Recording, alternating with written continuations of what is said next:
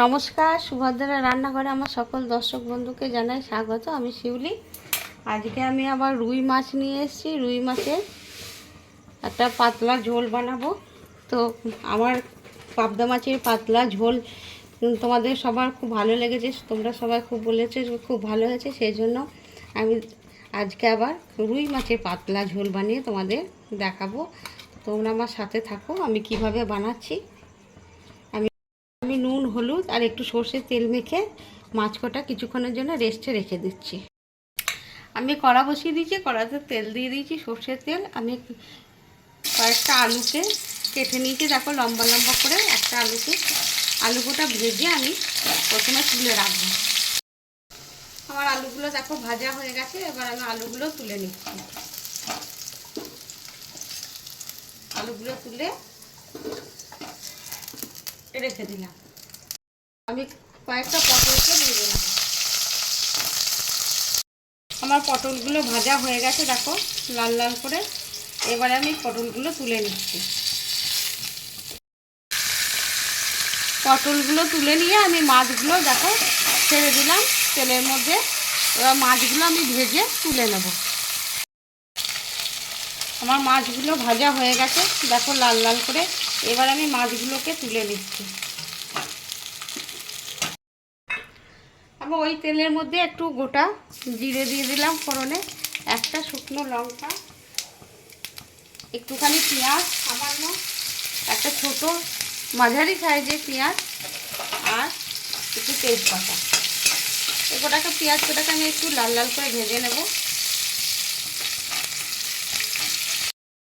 একটু দেখো আদা আর রসুন বাটা সামান্য একটা দিয়ে দিলাম, আদা রসুন বাটা। এটাকে একটু কষিয়ে নেব। একটু ধনে আর জিরের গুঁড়ো আমি দিয়ে দিলাম।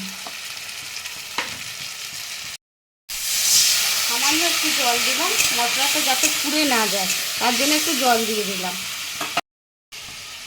একটু হলুদের গুঁড়ো দিয়ে দিলাম, আর একটু জাস্ট লবণ দিয়ে দিচ্ছি মশলাটা কষাবার সময়।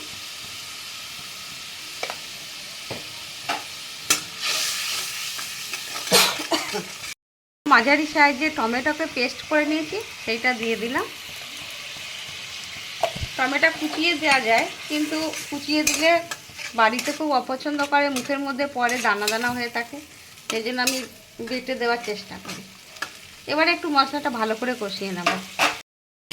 আমার মশলাটা দেখো কষানো হয়ে গেছে, তেল ছাড়তে শুরু করে দিয়েছি। এবার আমি ভেজে রাখা আলুগুলো দিয়ে দিচ্ছি।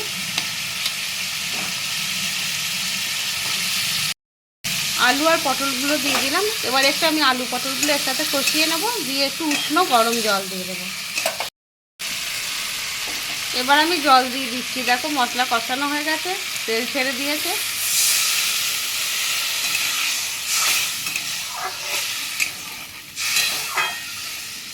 এবার একটু ফুটে উঠবে, আমি মাছগুলো দিয়ে দেবো।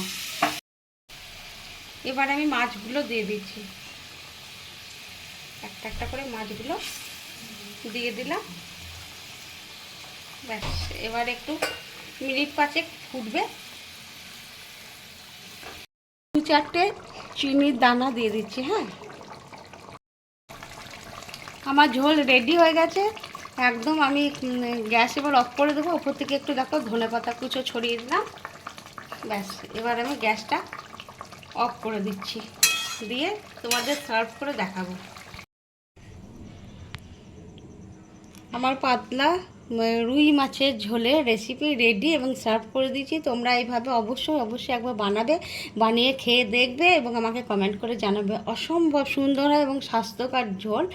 আর তোমরা সবাই ভালো থাকবে, সুস্থ থাকবে। আমার দেশের বাইরে যে সকল বন্ধুরা আমাকে প্রতিনিয়ত সাপোর্ট করছো তাদেরকে জানাই আমি অসংখ্য ধন্যবাদ, অনেক ভালোবাসা এবং নমস্কার।